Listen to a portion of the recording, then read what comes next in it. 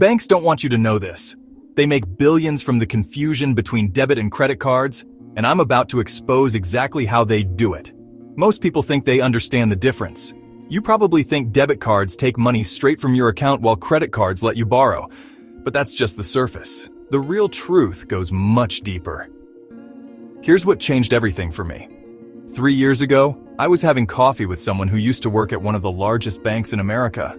What he told me that day completely shifted how I think about every transaction I make.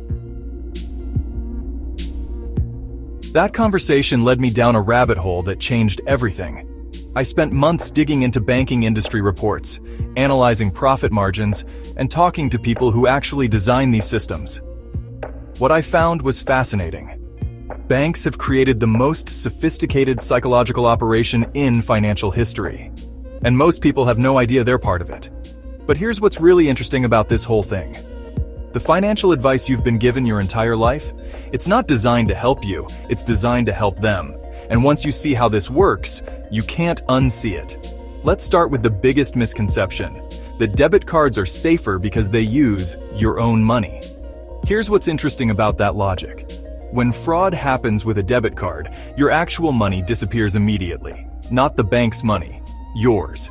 The bank then has 2 to 10 business days to investigate and maybe return your money. Meanwhile, your rent check bounces, your bills go unpaid, and you're charged overdraft fees. But here's where it gets really interesting. This isn't a bug in the system, it's a feature. See, every time you swipe your debit card, something happens that most people never think about. The bank collects what's called an interchange fee from the merchant.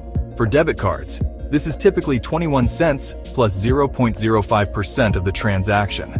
Now here's what's brilliant about their strategy.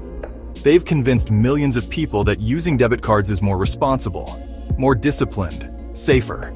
But what's really happening is this.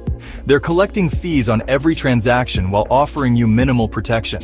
And when fraud happens, they get to hold on to your money for days, earning interest on it, while you deal with the consequences. And this is where it gets even more interesting. Everything you've been told about credit cards being dangerous starts to fall apart when you understand the actual protection laws. Credit cards are governed by the Fair Credit Billing Act. This gives you protection that debit cards simply don't have. But here's what's fascinating about this. Your maximum liability for fraudulent charges on a credit card? $50. In practice, most banks make it $0. And here's where the psychology gets really sophisticated. You have 60 days to dispute any charge. The bank must investigate within 30 days, and during that investigation, you don't pay the disputed amount. Now, this raises an interesting question. If credit cards offer better protection, why do banks push debit cards so hard? This is where the psychology gets really sophisticated. Banks have spent billions studying human behavior. They know exactly how to make you choose the option that benefits them most. They've discovered that people associate debit cards with responsibility and credit cards with debt. This isn't an accident. They train their employees to say things like, "Would you like to use your own money or the bank's money?" when you're making a purchase. But here's what they don't tell you.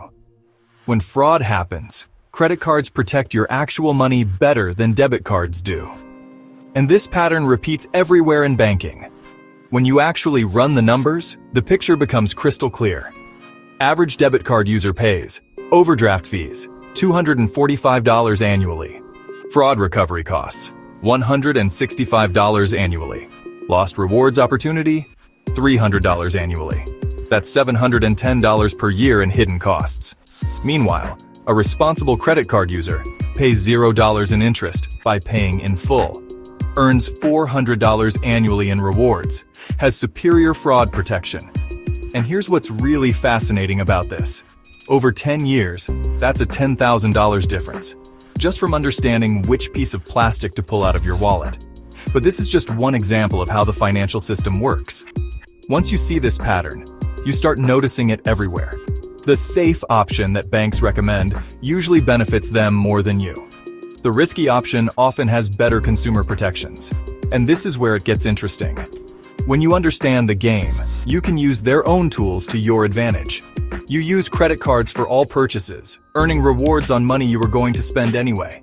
You pay the balance in full each month, avoiding all fees. And suddenly, you're not their profit center anymore. You're someone who understands the system, The truth is, banks aren't evil. They're businesses optimizing for profit, but you don't have to be their profit center. And here's what I find most interesting about all of this. Most people will watch this video, nod along, and then continue using their debit card tomorrow. The question is, are you most people? If you found this perspective valuable, there are many more layers to how the financial system really works. Let me know in the comments. Which card will you use for your next purchase?